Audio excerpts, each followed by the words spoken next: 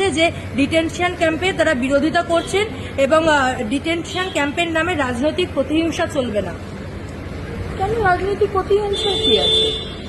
আজকে যারা আমাদের দেশের লোক নয় তারা আমার দেশে এসে ভোটার কার্ড, প্যান কার্ড, আধার কার্ড বানিয়ে দেওয়া হবে, রেশনটা পাবে, লক্ষ্মীর ভান্ডার পেয়ে এসেছে, আবাসের বাড়ি পাবে, তা তো চলতে পারে না।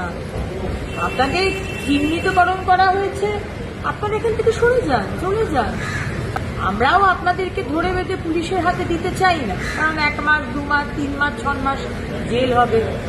আজকে মাননীয় মুখ্যমন্ত্রী বলেছেন জেল হলে আপনারা আমাদেরই সরকারের, আমাদেরই ট্যাক্স পেয়ারের টাকার রেশন খাবেন, জামা কাপড় দেওয়া হবে, ইলেকট্রিক বিল, জেলের মধ্যে ইলেকট্রিক বিল, জল খরচা হবে। আমরা খরচা করতে চাই না আপনাদের পিছনে।